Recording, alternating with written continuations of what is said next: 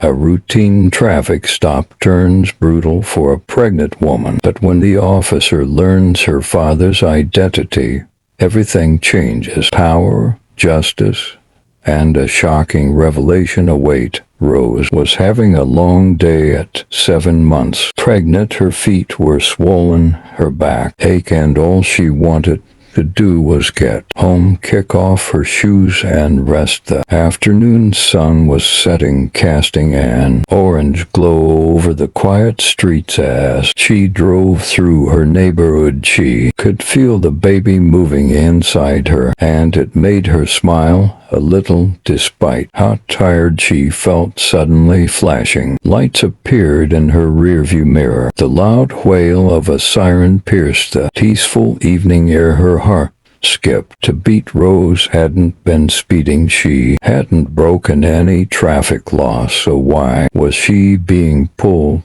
over? She carefully steered her car to the side of the road, her pulse quickening. She hoped it was a misunderstanding, something small that would be over soon. As she sat waiting, her hands trembling slightly, Officer Rick walked up to her window. Rose had heard stories about him from others in the neighborhood. He was known for targeting black people, pulling them over for no reason, and treating them harshly. Rose had never imagined she'd be one of his victims. License and registration. He barked, his eyes cold and uncaring as he glared at her. Rose nervously handed over her documents, trying to remain calm. Officer, I am sorry, but I don't think I was speeding. Could you tell me why you stopped me? Her voice was gentle, not wanting to anger him. Rick didn't bother to explain. He just stared at her with a cruel smirk. You people never learn, do you? He muttered under his breath. Loud enough for Rose to hear. His words stung, but Rose bit her lip, knowing this wasn't the time to argue. All she wanted was to go home,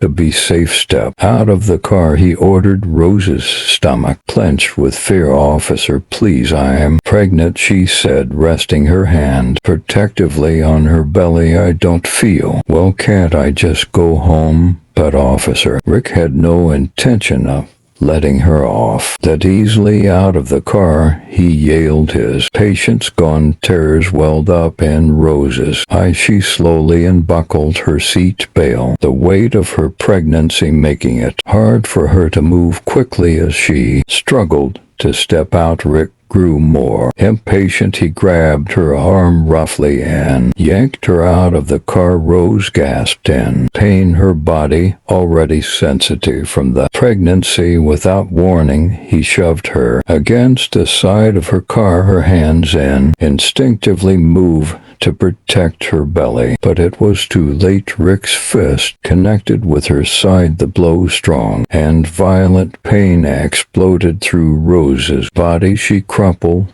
to the ground, clutching her stomach, her mind racing with fear for her baby. Please stop, she whispered, her voice trembling as she looked up at him, tears streaming down her face. You don't know who you're dealing with. Rick sneered down at her. I don't care who you are, but Rose, even in her pain, knew something he didn't. She knew that this moment would change everything for both of them. Rose lay on the cold pavement, her body aching, her mind consumed with fear for her baby. The sharp pain from the blow echoed through her body as she struggled to stay conscious. She could hear Officer Rick's boots crunching on the gravel as he walked away, leaving her there helpless and alone. It wasn't long before someone nearby saw what happened and rushed over to help. A kind woman passing by quickly called for an ambulance. Kneeling by Rose's side, holding her hand, trying to comfort her until help arrived. Stay with me, honey, the woman said softly. Help is on the way. When the ambulance arrived, the paramedics immediately noticed how serious the situation was. Rose was pale, barely able to speak, and holding her swollen belly protectively. They quickly lifted her onto a stretcher, and as the doors closed, Rose's mind drifted in and out of consciousness. The pain was unbearable, but all she could think about was her baby. By the time they arrived at the hospital, the entire community had heard about what happened. It didn't take long for word to spread. Rose, the kind, soft-spoken woman who was always polite to everyone, had been brutally attacked by a police officer. The news struck a nerve in the town, especially in the black community, which had long endured prejudice and injustice from people like Officer Rick. Protests began to stir. Outside the hospital, people held signs demanding justice for Rose, for her baby, and for every other victim of police brutality. But inside the hospital, all that mattered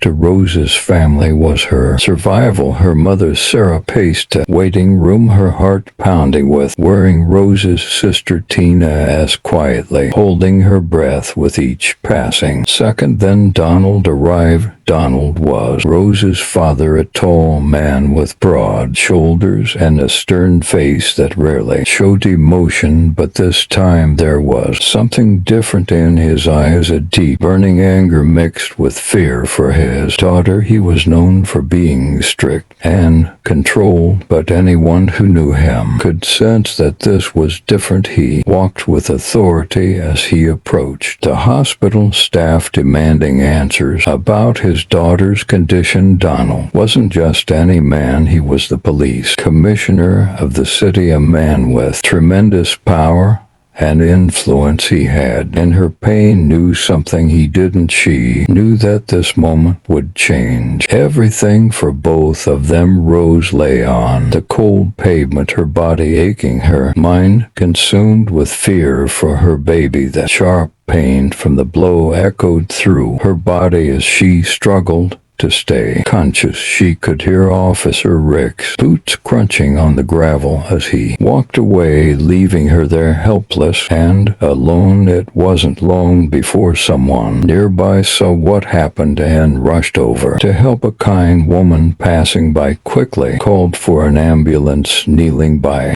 Rose's side, holding her hand, trying to comfort her until help arrived. "Stay with me, honey," the woman said softly. "Help is on the way." When the ambulance arrived, the paramedics immediately noticed how serious the situation was. Rose was pale, barely able to speak, and holding her swollen belly protectively.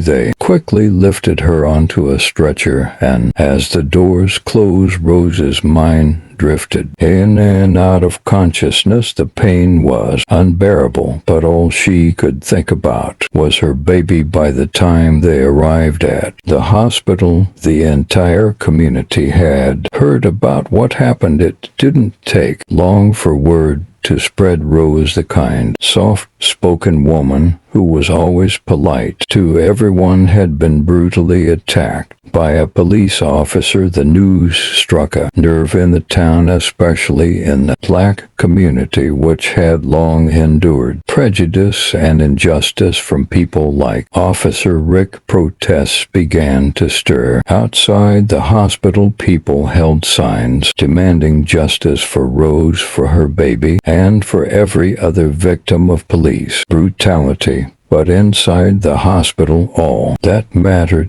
to Rose's family was her survival. Her mother, Sarah, paced the waiting room, her heart pounding with worrying. Rose's sister, Tina, asked quietly, holding her breath with each passing second. Then Donald arrived. Donald was Rose's father, a tall man with broad shoulders and a stern face that rarely showed emotion, but this time there was something different in his eyes, a deep, burning anger mixed with fear for his daughter. He was known for being strict and controlled, but anyone who knew him could sense that this was different. He walked with authority as he approached the hospital staff, demanding answers about his daughter's condition. Donald wasn't just any man, he was the police commissioner of the city, a man with tremendous power and influence he had worked his entire life to rise through the ranks to clean up the corruption and law enforcement, and now the very system he oversaw had attacked his own child. Officer Rick, however, remained unaware of who Rose's father was. Back at the police station, Rick was still boasting to his colleagues about what he had done. She was acting all high and mighty, he sneered. She got what she deserved. But the moment Rick's superior officer walked into the station, his smirk began to fade. There was a different air about the room, a tension so thick it was suffocating. Rick's world was about to come crashing down. Back at the hospital, Donald made a call. His voice was calm, but there was a dangerous edge to it. It's time to deal with him once and for all. He hung up, his face unreadable as he turned to the window, watching the protests outside grow louder. He knew exactly who Officer Rick was, and Rick had no idea who he had just crossed in. The sterile hospital room, doctors worked tirelessly to stabilize Rose. The baby's heartbeat was still strong, but the trauma had caused complications as Rose drifted in and out of consciousness. She whispered her father's name, knowing that when he found out nothing would ever be the same. The hospital was buzzing with tension as more people gathered outside, chanting for justice. Inside, the quiet halls of the intensive care unit were filled with anxious whispers. Rose was resting, but the doctors kept a close eye on her condition. Her baby's heartbeat, though steady, still left everyone on edge. Her family remained by her side, their faces filled with worrying. But as the sun set, Donald arrived, and everything changed. Donald stepped into the hospital room, his presence commanding immediate attention. He was a man who didn't need to raise his voice to make people listen. He walked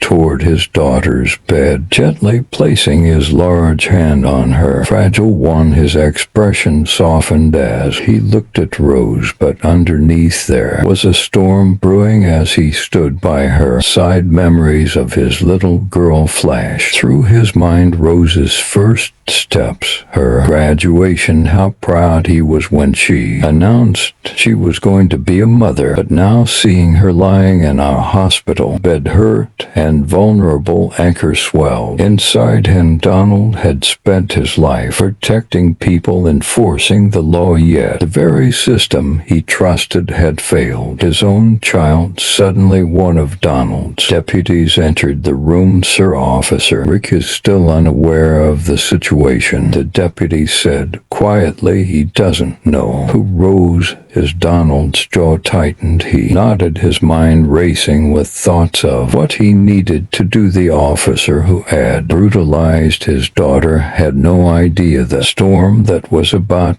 to descend upon him. Rick thought he had acted with impunity, just another display of unchecked power. But this time he had made a fatal mistake. Back at the station, Officer Rick's cocky demeanor had started to fade. He noticed the strange look from his fellow officers and felt the weight of whispers behind his back, but he still didn't understand what was coming. The phone in Rick's office rang, breaking the eerie silence. He picked it up only to hear a cold, familiar voice on the other end. Officer Rick, we need you to report to the commissioner's office immediately. His stomach dropped. Something wasn't right. When Rick arrived at the commissioner's office, he was met with a sight he had never anticipated. Donald stood at the far end of the room, his back turned, staring out the window. The tension was suffocating as Rick cautiously entered, trying to mask his growing fear. Donald slowly turned around, locking eyes with Rick. There was no need for introductions. Rick instantly recognized the man before him, the police commissioner, the most powerful law enforcement officer in the city. And now Rick realized the father of the woman he had assaulted. Fear gripped Rick's heart. Sweat trickled down his back. He had never imagined this would happen. The arrogant confidence he once had evaporated in an instant. Do you know who you've heard? Donald's voice was low and steady, but the threat behind it was unmistakable. Rick stood frozen, unable to answer. That woman you brutalized is my daughter, Donald continued, his tone sharp like a blade. My pregnant daughter. Each word was filled with restrained fury, and Rick's face turned pale. The weight of his actions finally hit him like a punch to the gut. Rick felt his world closing in, the room growing smaller as the enormity of what he'd done sank in. He had crossed a line he could never uncross. The power he thought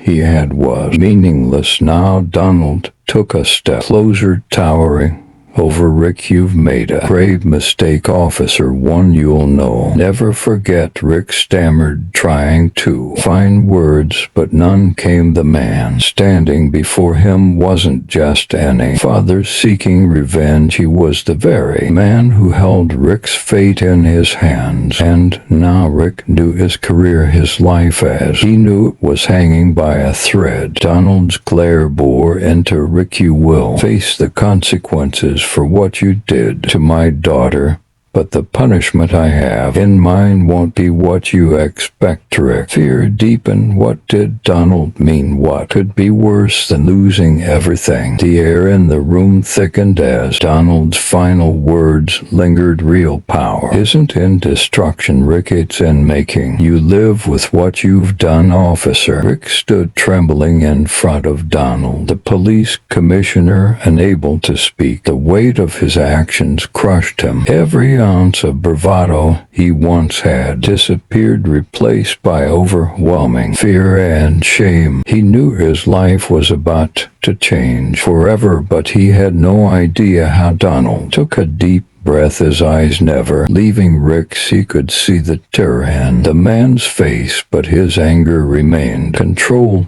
Donald was a man who believed in justice, not just vengeance, as much as he wanted to see Rick suffer for hurting his daughter. Something inside him held him back. His mind was racing with conflicting thoughts, memories of all he had worked for in his career. He knew that what happened next would not only affect Rick, but the entire community. I could end your career right here, Donald said, his voice calm but deadly serious. I could have you locked up, thrown away like the piece of trash you've acted like. Rick's knees felt weak. He swallowed hard, waiting for Donald to drop the hammer, expecting to be dragged out in handcuffs any second. But I'm not going to do that, Donald continued, his voice surprising even himself. Rick's eyes widened in disbelief. "Did you what?" he stammered, confused.